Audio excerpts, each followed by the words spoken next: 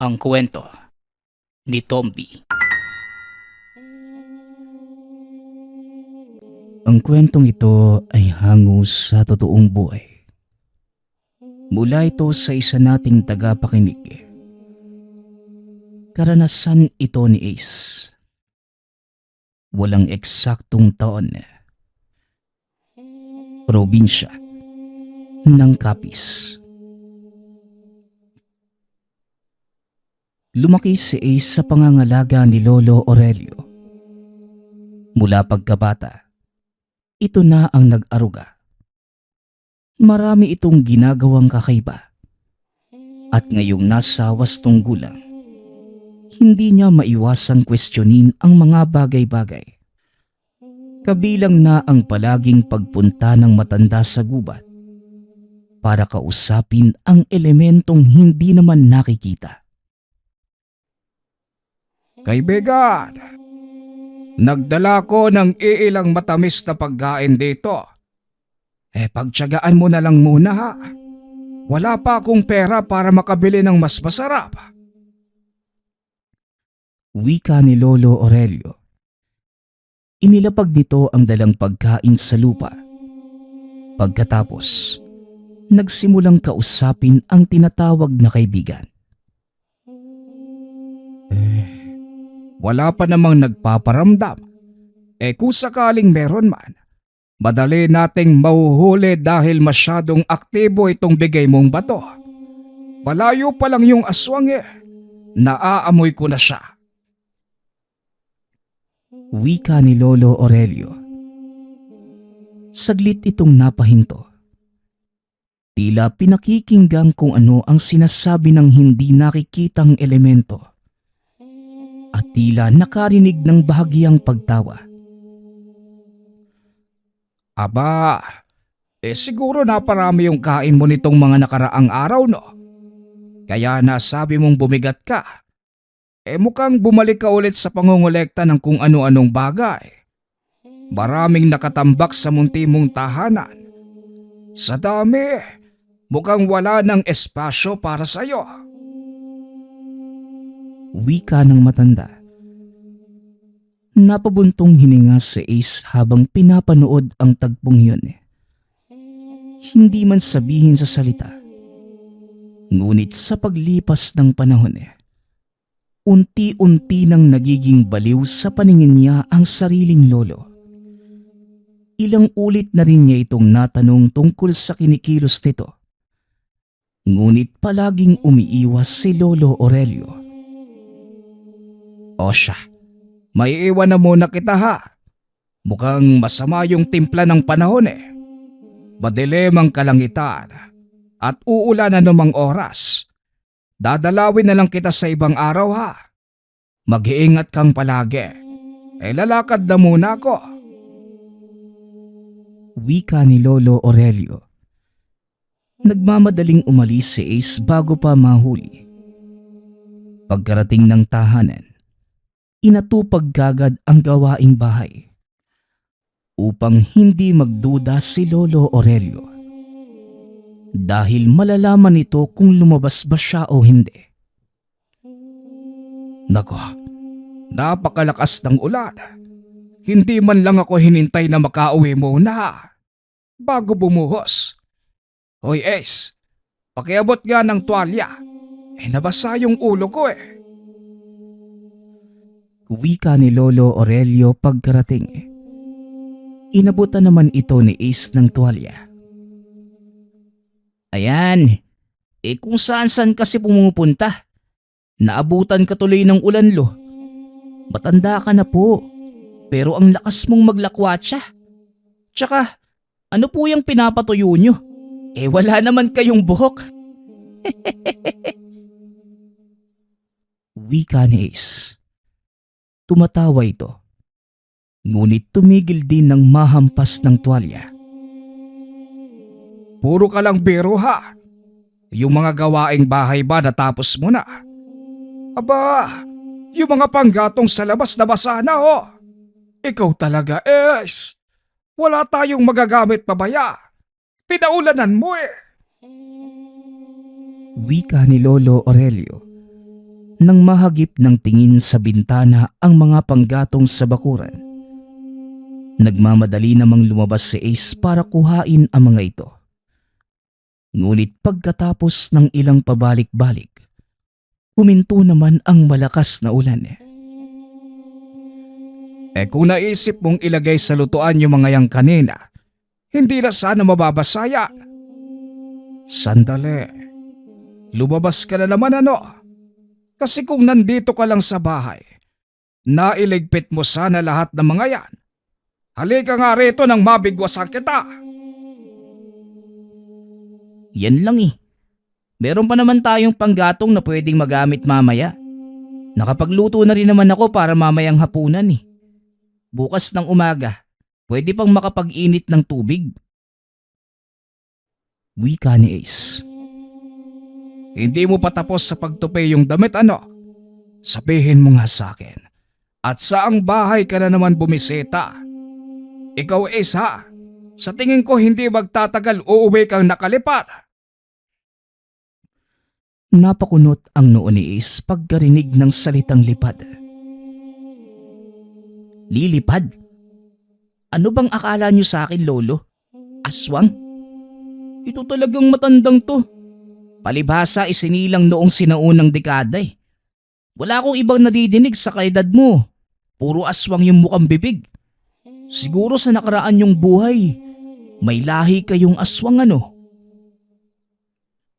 Wala sa edad o kung anong dekada ay pinanganak Ace. Naglipa na ang nilalang na yan saan mang bahagi ng mundo. Iba-iba man ang bersyon, ngunit iisa pa rin ang layon. Ang makapangbiktima ng tao. Sa lugar natin ngayon hindi na mabibilang kung ilang beses na balitang merong inaaswang. Ang sa akin lang apo, huwag mong ugaliin ang paglabas dahil baka mamaya baka may makasalubong kang nilalang. Seryosong wika ni Lolo Aurelio. Napabuntong hininga na lamang si Ace. Kapag ganito na ang usapan, wala itong masasabi. Dahil ipipilit lamang ni Lolo Aurelio ang mga bagay na malabo para sa kanya. Nang mga sumunod na sandali, patuloy pa rin sa pagbuhos ang malakas na ulan. Tahimik na nagkakape si Lolo Aurelio sa harapan ng bintana habang pinagmamasdan ang lagay ng panahon. Sa Ace sa kabilang banda naman, sinasamantala ang pagkakataon na maghalungkat sa mga gamit para hanapin ang puting bato na madalas na bitbit ng matanda kapag lumalabas sa gabi. Minsan na rin nadinig na may taglay na pambihirang kakayahan at dahil sa kuryosidad, nais nitong makita ito sa personal.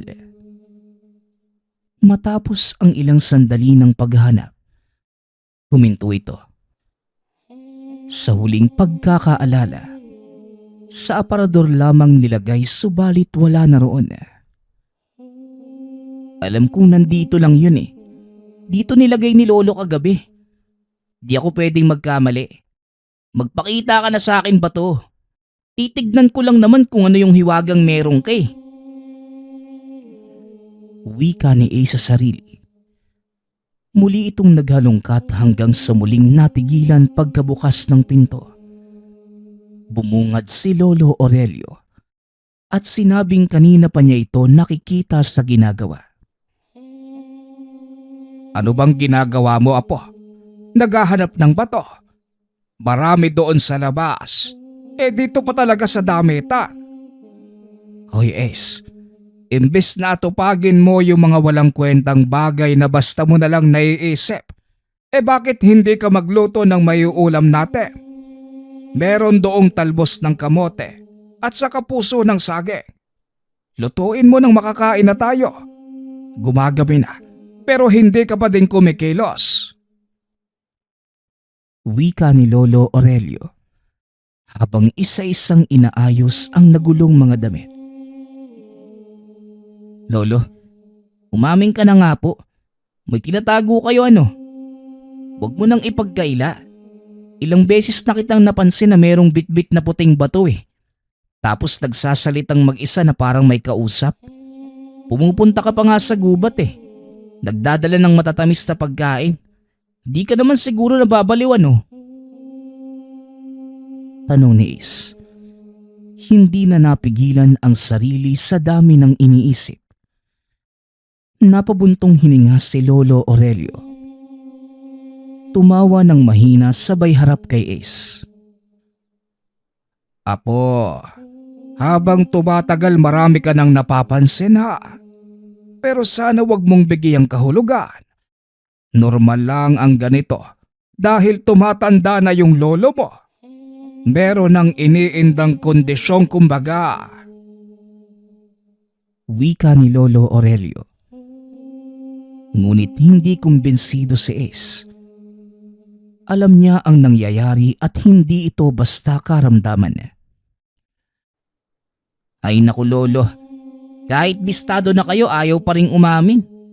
Bahala nga kayo. Ganyan naman palagi.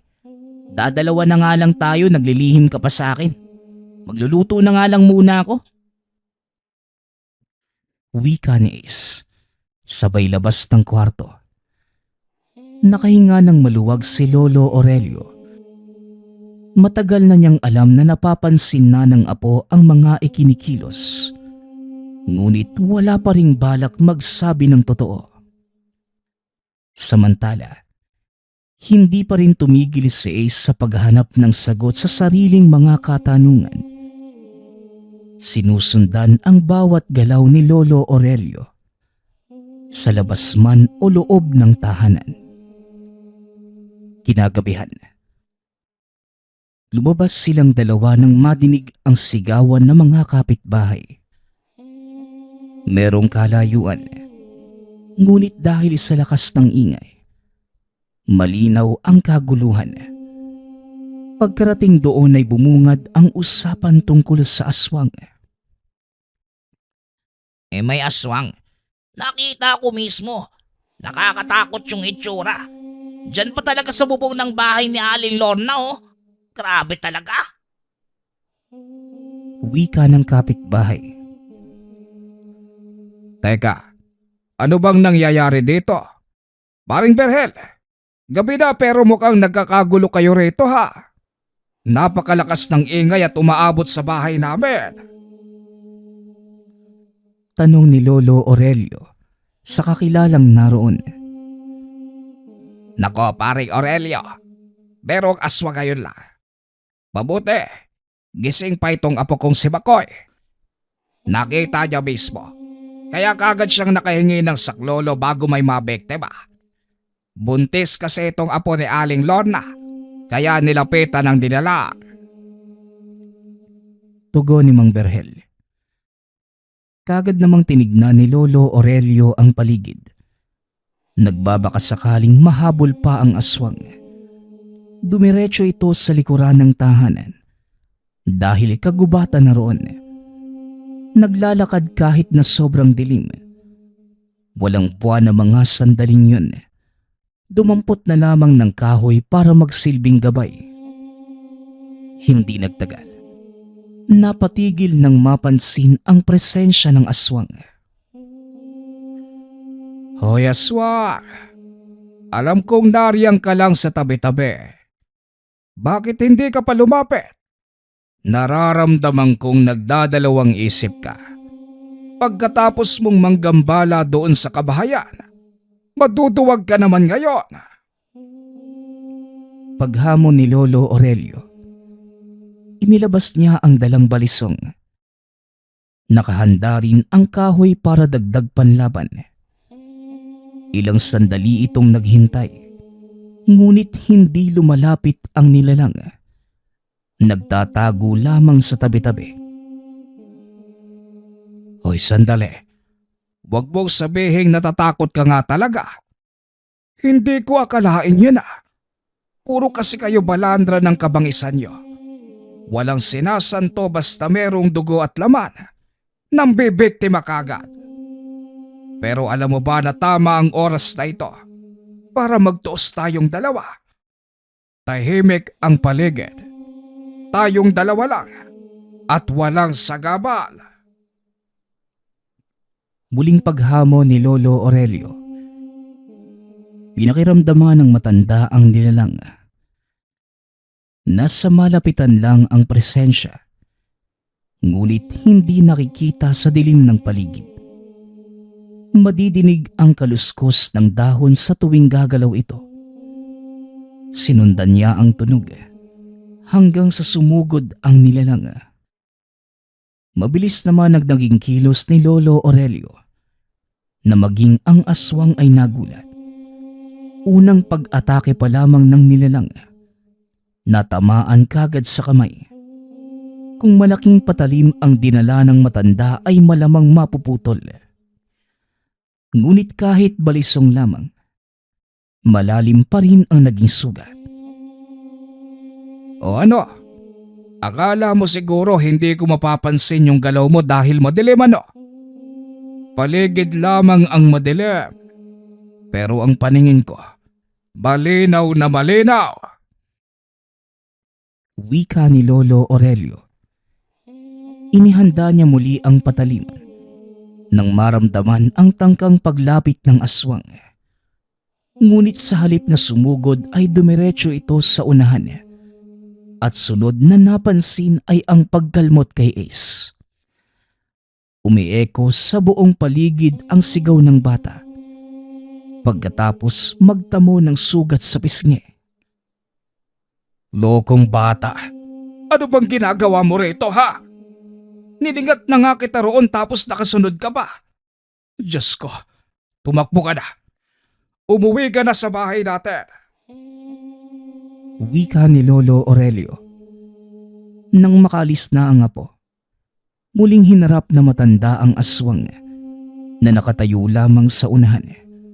Hinihintay ang paglapit nito. Pambihirang pagkakataon ano? Nabuking patuloy. Hoy, halimaw ka.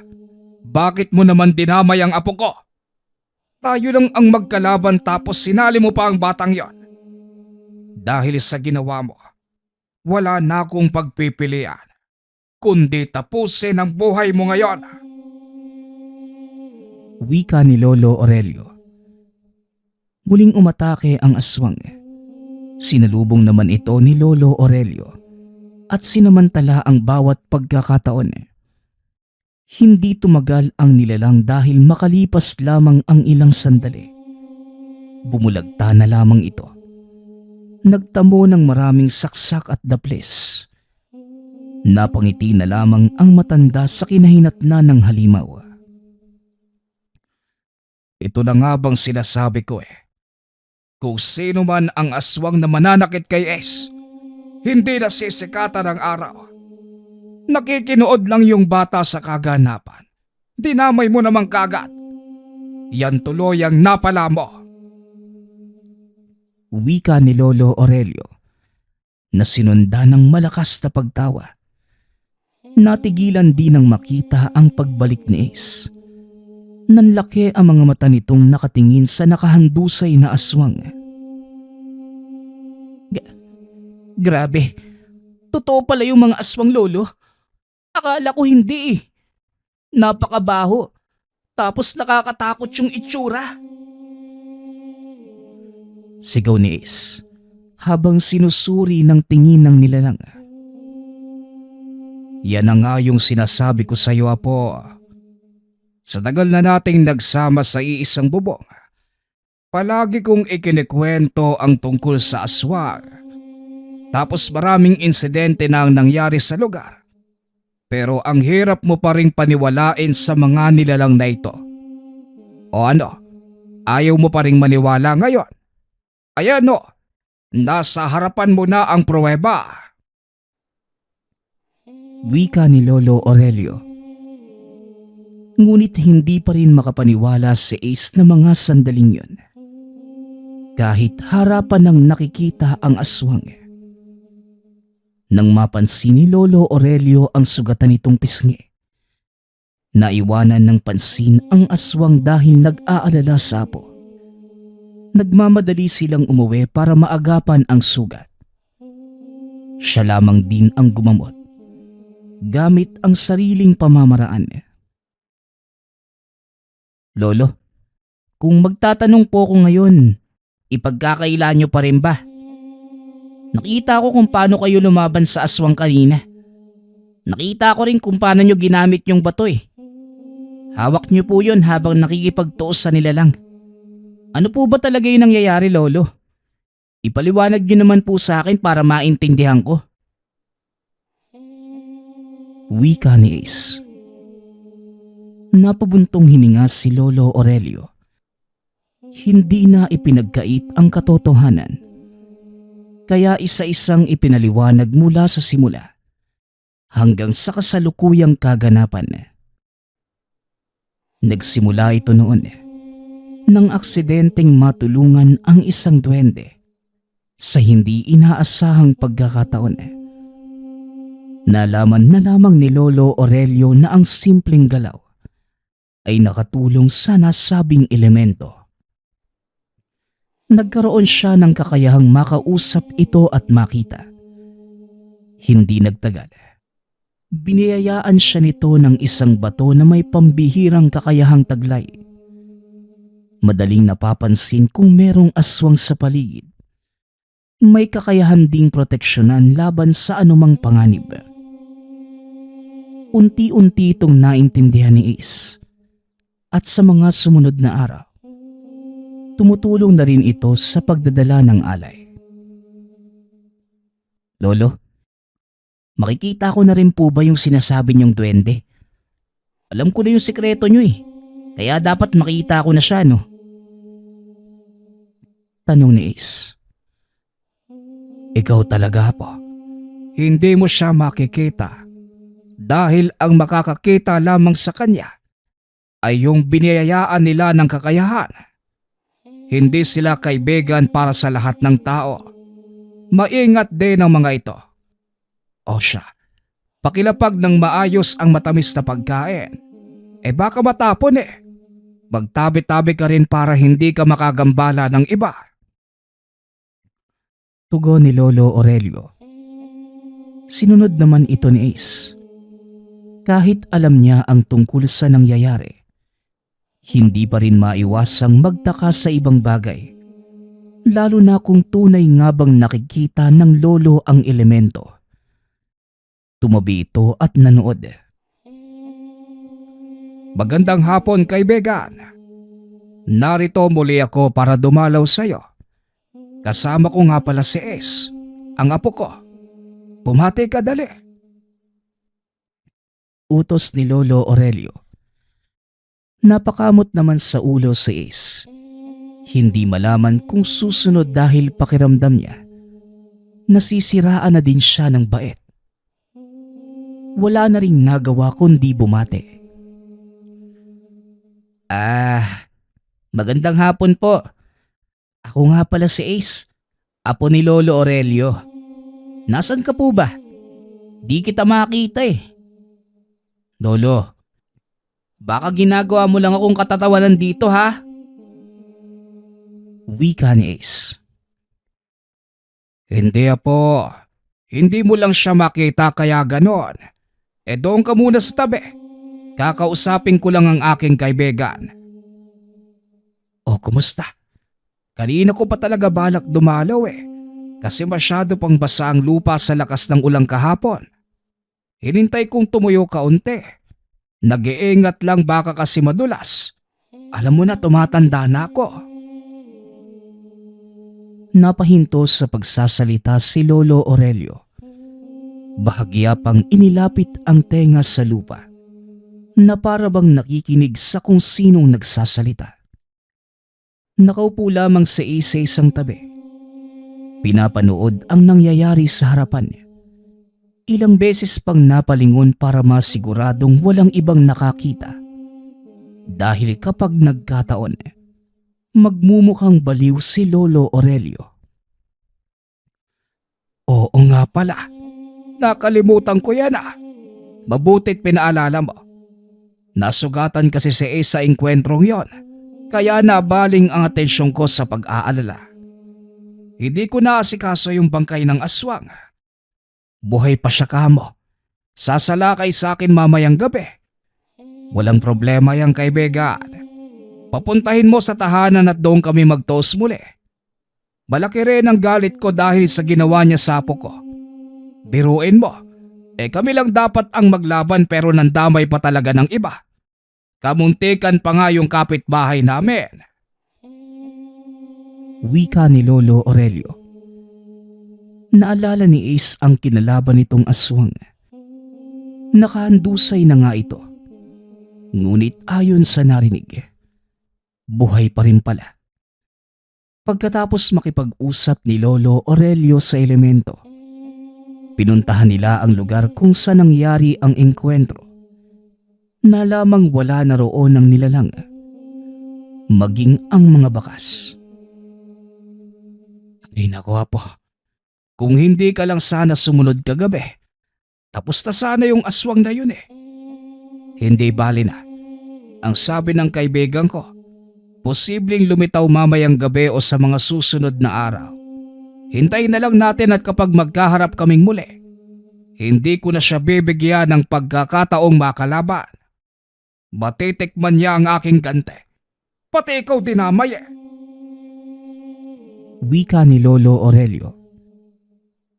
Aba, parang kasalanan ko ba kung bakit siya nakatakas? Pero talaga po bang buhay pa yung aswang na yun? Napakadami na niyang sugat tapos marami na rin yung dugong nawala sa kanya. May mabubuhay pa ba sa lagay na yun? Tanong ni Ace. Hindi nito maiwasang magtaka. Apo, iba ang mga aswang. Hindi sila pangkaraniwang nilalang. Malayong malayo sa ating mga tao. Marami silang tinataglay na hindi natin maintindihan kung paano nagagawa. Kabilang narito ang kakayahang mabuhay sa kabila ng malalang pinsala. Pagpapaliwanag ng matanda. Namangha na lamang si Ace sa narinig. Pagkatapos, umuwi na sila dahil madilim na ng mga sandaling yun. Habang abala sa paghahanda ng hapunan si Ace, napansin niya ang malataong figura sa hindi kalayuan. Dumaan lamang kaya hindi na pinansin. Ngunit makalipas ang ilang sandali, dadaan na naman. Nang pagtuunan niya ng atensyon ay nawala kagad. Napakamot na lamang sa ulo ang binata. O apo, ano na naman ang tinitingin mo dyan? Nasunog na yung sinaing oh. Diyos ko, napakalakas ng apoy mo. Masusunog yung buong bahay natin sa ginagawa mo eh. Wika ni Lolo Aurelio nang makita sa kusina ang eksena. Pasensya na Pulo. Meron kasi akong napansin doon sa kabilang daan eh. May pabalik-balik. Tapos nakatitig dito. Nang tignan ko namang mabuti eh, saka naman nawala. Ewan, kinikilabutan ako doon. Pagpapaliwanag ng binata, tinignan ni Lolo Aurelio ang itinuro nitong direksyon. Pinakiramdaman sa pamamagitan ng pagdama ng bato mula sa duwende. Hindi nagtagal na tukoy ang nakita ni Ace. Isa nga itong aswang. Kumain na muna tayo apo. Babayan natin balingan ng pansin ang nakita mo.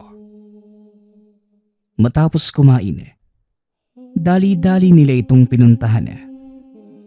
Bakas na lamang ang naabutan kaya aatupagin na muna ang ibang bagay.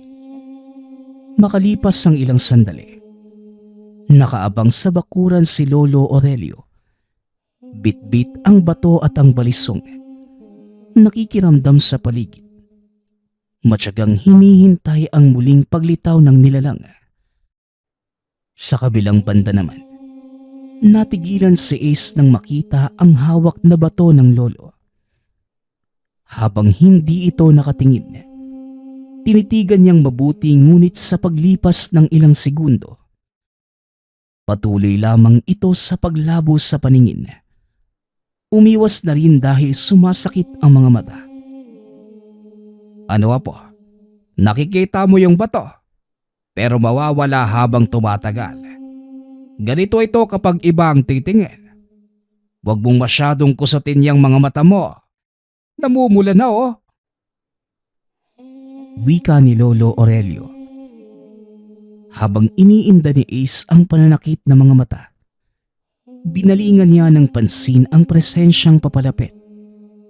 Dali-daling inihanda ang balisong at hinintay ang paglitaw nito. Hindi nagtagal. Nagpakita ang aswang at kagad umatake. Ace, pumasok ka na muna ng bahay. Isarado mong mabuti ang pinto at kung pwede, magbitbit ka ng kahit anong patalim. Panlabang kung sakali. Bilisan mo! Dali-dali namang pumasok si Ace at sinunod ang sinabi ng matanda. Samantala, natutuwa si Lolo Aurelio sa muli nilang pagharap ng aswang. Mababakas pa rito ang mga sugat na hindi pa gaanong naghilom. Walang ibang nakikita sa mga mata kung hindi galit at kagustuhang makapaghiganti. Mabuti na ba natatandaan mo pa ako? Hayop ka. Sigurado ka bang kakalabanin mo na ako? Sugatan ka pa. Umuwi ka na lang kaya muna tapos saka ka na bumalik. Kapag magaling ka na talaga. Kawawa ka niyan eh. O, ako na ang nagmamalasakit sa'yo. Umangil ang aswang. Ilang beses tinangkang sumugod. Alisto naman ang matanda. Hindi ito nagpapabaya. Nang makakuha ng tiyempo ay siya ang sumalakay. Mabilis na kailag ang nilalang. Napangiti na lamang si Lolo Aurelio. Nang mapansing naging mas maingat ito kumpara sa una nilang engkwentro. Mas maliksi ang kilos at sinisikap na mailagan ang bawat pag-atake. Aba, nagtanda ka na pala sa nangyari noong nakaraan. Masakit ba ang bawat pag-atake ko? Kaya naging maingat ka ngayon. Kahit na ganon, halata pa rin sa mukha mo yung takot sa tuwing tatangkain kong sumaksak. Hindi maiwasang matawa ng matanda sa ekspresyon ng nilalang. Lumalapit pa lamang ngunit nakakailag na. Sinusubok niya ito. Sinusukat ang bawat galaw. Hanggang sa tinutuon na ang pagtutuos. Umatake ng saksak si Lolo Aurelio. Ilag naman ng ilag ang nilalang. Nagkagulo at wasak ang mga kagamitan sa bakuran dahil sa nangyaring sagupaan. Sumalakay ng sumalakay ang matanda. Ilang beses ding umatras ang aswang ngunit nang makatansya ay lumaban. Bumaliktad ang sitwasyon. Ang halimaw na ang umaatake at ang matanda na ang umiiwas. Lolo, lumabang ka. Patayin mo yung aswang na yan. Demonyo yan eh. Sigaw ni Ace na nakatingin sa bintana. Nagmamadaling nagsara kapag akmang lalapitan na ng nilalang. Diyan din naman ang bagsak ng aswang na ito. Maghintay ka lang kasi masyado pa siyang agresibo. Sagot ni Lolo Aurelio. Sa mga sumunod na sandali, wala pa ring nagbago. Nagpapalit lamang ng sitwasyon. Minsan si Lolo Aurelio ang umaatake. Kapag nakabawi, ang aswang naman.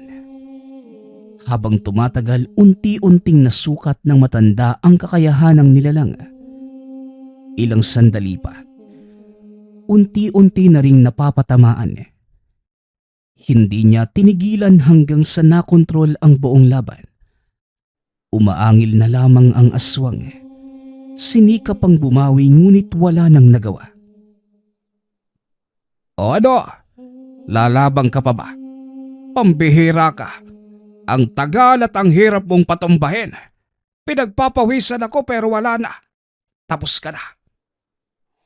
Wika ni Lolo Aurelio. Hinihingal pa ito.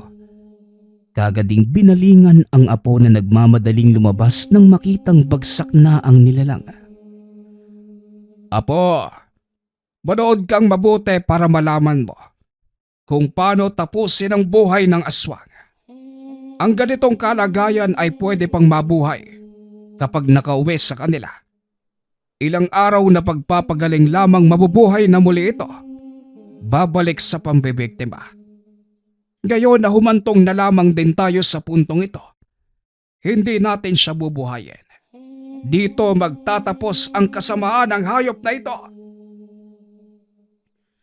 Lumuhod si Lolo Aurelio sa tabi ng aswang. Walang tigil na pinagsasaksak. Punteriya ang dibdib at winakwak hanggang sa makita ang lamang loob. Hindi makatingin si Ace sa pandidiri. Winasak ang puso nito sa katinabunan ng mga dahon ng saging. Ganun lang, tapos na. Hindi ko sana ipapakita sa iyo kung paano pero malay natin, magagamit mo rin ito pagdating ng araw. Wika ni Lolo Aurelio. Napatango na lang ang binata na mga sandaling yun. Saka nagmamadaling lumayo. Nakakasulasok ang amoy ng aswang. Ang sunod na inasikaso ni Lolo Aurelio ay ang pagligpit sa katawan nito. Hindi na isinama si Ace dahil naduduwal. Hindi kayang makalapit sa bangkay. Pagkatapos ng lahat, sumadya ito sa kakawian kung saan nakatira ang kaibigang duwende. Magandang gabi, kaibigan. Alam kong oras na ito ng iyong pagpapahinga. Pero gusto ko lamang sabihin sa iyo na meron akong magandang balita. Isa na namang halang na kaluluwa ang napuksa natin ngayong gabi. Yung nilalang na nakalabang ko noong nakaraan. Kagaya ng sinabi mo, bumalik nga pero tinapos ko na. Yun lang naman. Aalis na ako at dadalaw na lamang sa ibang araw. Magandang gabi muli. Pagbabalita sa kaibigang elemento. Ang mga nangyari, hindi na nakabot sa kaalaman ng mga kapitbahay. Walang ibang nakasaksi kundi sila lamang ni Lolo Aurelio at ng apo. Malayo naman ang distansya ng mga kabayan at para kay Ace, nahihiwagaan pa rin lalo na sa ipinapakitang gilas ng matanda. Sa kabila ng matinding pagtutuos, hindi nagtamo ng kahit isang sugat si Lolo Aurelio. Dahil dito, naging buo ang kanyang paniniwala sa kaibigang duwende at batong ipinagkaloob. Ang susunod nating kwento ay mula sa isa nating tagapakinig. Karanasan ito ni Bitoy. Walang eksaktong taon. Probinsya ng Albay. Nang mga panahong yun, namamasukan sa isang tindahan itong si Bitoy. Isang araw ay napag-utusan ito ng amo na ipagbili ang naipong kopra sa bayan. Habang binabagtas ang daan, may napansin ito na isang babaeng nakapatiwarik ang katawan. Nakatali ang mga paa sa puno ng akasya. Pare, anong nangyari doon sa babae? Tanong ni Bitoy. Ayon ba? Aswang yan eh. At malamang, kinuha na nila yung itim na sisiw na iniluwa niyan. Tugon ng kausap. Hindi naman na nagsalita pa si Bitoy. Diretso lamang sa paglalakad. Maya-maya ay narating na nila ang bayan. Pagkatapos isalin ang sako-sakong kopra sa bodega, nakaramdam ng pagod si Bitoy. Napagpasyahang magpahinga muna sa isang kubo sa bodega. Mapapansin na meron itong kulay at malinis ang paligid na parang may nangangalaga. Halos kalahating oras pa lamang nakaupo nang biglang may bumatok sa kanya. Dahil doon, napasubsob si Bitoy sa lupa. Aba, at sino ka ba sa akala mo? Akin ang teritoryong to. Wika ng isang lalaki. Kagad namang napabangon si Bitoy. Tinignan ang bumatok sa kanya. Nakita ang isang lalaking matipuno ang pangangatawan. Kulot ang buhok. May tattoo sa muka at mabangis ang itsura. Sa pagkakataong yun, kaharap niya pala ang kinakatakutang tao sa bayang yun. Ayon sa mga sabi-sabi, madami na itong napagtripan at pinatay. Hindi din alam ng mga tagabayan kung may sapak ito sa ulo o sabik lamang talaga palagi sa dugo. Kagad namang humingi ng paumanhin si Bitoy at dali-daling umalis sa kubo. Chor, sumakay ka na. Uuwi na tayo. Wika ng kasamahan. Umakyat na rin sa truck para makabalik sa kanilang lugar. Biglang may naramdamang hapdi sa pisngi si Bitoy. Kinapa niya ito at may nakuhang bubog na nakatusok. Nang makauwi sa tahanan, napansin naman ito ng ama na si Tatay Elpidio. O anak, Diyos ko naman oo. Nakipagsuntukan ka na naman ba sa labas? Tanong ng ama. Hindi ho tay, nadapa lang po ko kanina. Tugon ni Bitoy.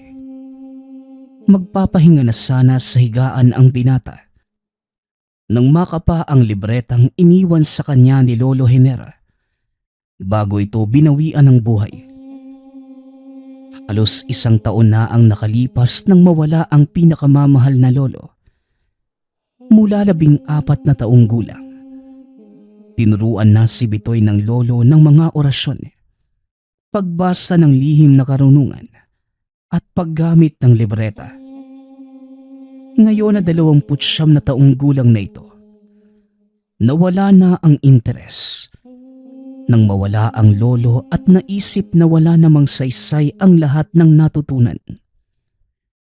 Kinaumagahan, maagang pumasok si Bitoy sa trabaho. Laking gulat niya nang makitang nakaupo sa kanto ng pinagtatrabahuhan ang lalaking bumatok sa kanya. Biglang lumapit ang isa sa mga katrabaho at pabulong na sinabi, Pare, kanina ka pa hinahanap niyan eh. Wika ng katrabaho, sabay turo sa lalaking tinititigan. Biglang nakaramdam ng kaba ang binata. Ngunit wala namang nangyari sa buong maghapong pagtatrabaho. Maliban sa napansing panay ang titig nito sa kanya.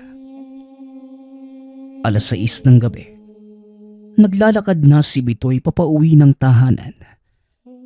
Nang biglang may tumusok sa kanang balikat gamit ang pinatulis na kawayan. Pagtingin niya sa likuran, tumatawa ang lalaking nakatitig sa kanya. Labis ang takot na naramdaman ni Bitoy na mga sandaling yon. Kaya kahit masakit man ang sugatang braso, dali-dali itong tumakbo pauwi ng tahanan. Magmula ng araw na yon, hindi na siya tinigilan ng lalaki hanggang sa tuluyan ng huminto sa pagtatrabaho. Naputol din ang kanang binti noong huling beses niyang pumasok sa trabaho. Hinabol siya ng itak ng lalaki at tinaga. Labis namang nagalit ang ama dahil sa mga nangyari ngunit wala silang magagawa. Dahil wala itong kinikilala at kahit idulog man nila sa otoridad, hindi din nila kakayanin dahil kamag-anak ito ng mayor ng lugar. Isang araw habang naglilinis si Bitoy sa silid, biglang nahulog sa sahig ang nakatagong libreta. Lolo, mukhang ito na ang tamang oras para gamitin ko ang kapangyarihan ng libreta. Wika ni Bitoy. Halos 1 oras din ang lumipas bago niya napagpasyahang gawin ng ritual para mabigyan ng leksyon ang abuserong lalaki. 5:00 ng hapon, paika-ikaman ang pilay na si Bitoy. Naglakad pa di ito papunta sa bahay ng pinsan para manghingi ng 2 buhay na manok. Kagad naman itong nagbigay dahil marami namang manok ang pinsan. Habang hawak ang 2 manok, binagtas niya ang daan papunta sa sekretong ilog.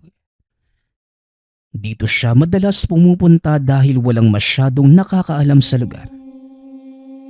4 na oras ang ginugol niya sa paglalakad.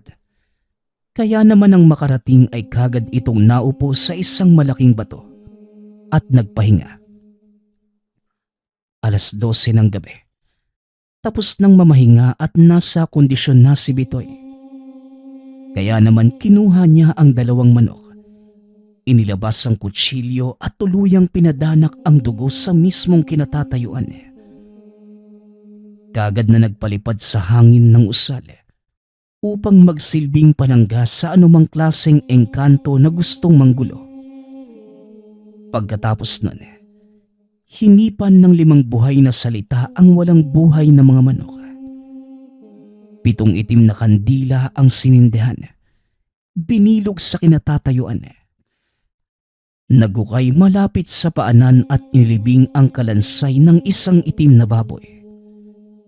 Pagkatapos nito, may binanggit muli itong mga orasyon ng 3 beses. Doon na biglang nanghina ang katawan. Nauna pa ang ulo sa pagbagsak sa lupa. Hindi naman ito nawala ng malay, kaya patuloy lamang ito sa pag-usal. Mas nilakasan ang boses at binigkas ang engkantasyon habang umiiyak. Paraan ito para madaling marinig ng demonyo ang pagtawag. Matapos yon, itinapon niya ang 2 manok sa kakahuyan. Niligpit ang mga gamit at tumalikod sa pwesto kanina. Bago pa man tuluyang lisanin ang lugar, alam niya sa sarili na sugal ang ginagawa niya. Ngunit nangingibabaw ang kumpiyansa ni Bitoy na gagana ito. Nakarating naman siya ng bahay ng matiwasay ang pag-iisip. Ngunit nagkamali siya. Ang lalaking laman ng ritual ay hindi pala ordinaryong tao. At dahil mas makapangyarihan ito kesa sa kanya, lingid sa kaalaman ng binata. Sa buong gabing yun, kasama na pala nito ang demonyong tinawag. Lumipas ang 2 araw at wala pa rin nababalitaan si Bitoy tungkol sa lalaki. Biglang may kumatok sa pintuan. Kagad naman niya itong pinagbuksan. Napangiti siya nang dumalaw ang dating katrabaho. O pare, kumusta? Di ka na ba ulit pinagtitrepan ng baliw na lalaking yon? Wika ng katrabaho. Hindi naman na pare. Bakit? Dumadalaw pa rin ba siya sa pinagtatrabahuhan natin? Hindi na din eh. Pero sabi sa akin ng kapitbahay nyo, palagi pa rin yung pupunta dito sa inyo. Nakikita nilang palaging nakasilip doon sa bandang likuran. Wika nito. Biglang kinilabutan si Bitoy sa sinabi ng dating katrabaho. Kaya naman maghapon itong hindi lumabas at isinara ang lahat ng bintana. Kinaumagahan, 4:00 pa lamang ng umaga, nagising na si Bitoy dahil sa sobrang sakit ng tiyan at lumaki sa loob ng 2 oras. Para itong buntis sa laki ng tiyan. Meron pang nakabakat, napahaba at napakaliksi. Labis namang nataranta ang ama sa nakitang sitwasyon ng anak. Wala nang ibang naisip pa si Bitoy, kundi ipagtapat sa ama ang ritual na ginawa para matulungan siya nito. Gamit ang malapad na katsa, itinali ng ama ang lumubong tiyan ng sa ganon. Wala masyadong makahalata at nagsuot na din ng maluwag na pang-itaas si Bitoy. Dahan-dahan silang lumabas ng tahanan para puntahan ang lugar na pinagsagawaan ng ritual. Ngunit nang makarating doon, hinukay kagad nila ang pinaglibingan ng kalansay ng itim na baboy. Biglang kinilabutan si Bitoy nang wala na silang mahukay. Sa puntong yon, alam niyang dumating na ang kinakatakutan. Sa ritual na isinagawa, isa sa pinagbabawal ay mahukay ng nabigyan ng sumpa ang mga butong ibinaon. Napaiyak na lamang si Bitoy. Alam niyang naibalik sa kanya ang sumpa at maaari siyang mamatay. Ngunit hindi sumuko ang ama. Kinabukasan, ibinenta nito ang alagang kalabaw para may panggastos sa pagpapagamot sa anak. Lumuwas sila ng probinsya, pumunta ng Samar. Doong ginawa ang halos 1 buwang gamutan ni Bitoy. Sa loob ng 1 buwan, matindi ang naranasan ng binata. Mas lumalaki pa ang tiyan. Halos maging butot balat na lamang ang itsura. Naubos na rin ang buhok at nahihirapang huminga kapag nakahiga. Ngunit hindi pa din nagtagumpay ang albularyong humawak sa kanya. Ayon dito, grabe ang galit ng demonyong nakaharap ng anak. Kaya hindi niya ito kayang kalabanin. At paglipas lamang ng 1 pang buwan, tuluyang namatay si Bitoy. Hindi na naagapan pa ang sumpang bumalik sa kanya. Malaki man ang pagsisisi ng ama sa nangyari sa anak. Natutunan nitong dapat maging maingat sa maging pasya. Maaaring ang paghihigante ay magbunga lamang ng mas mabigat pang pasakit. Nagpapasalamat nga pala ako sa lahat ng sumusuporta sa ating channel. Nawa ay patuloy niyong suportahan at pakinggan ang ating mga kwento. Hanggang sa muling pakikinig. Paalam.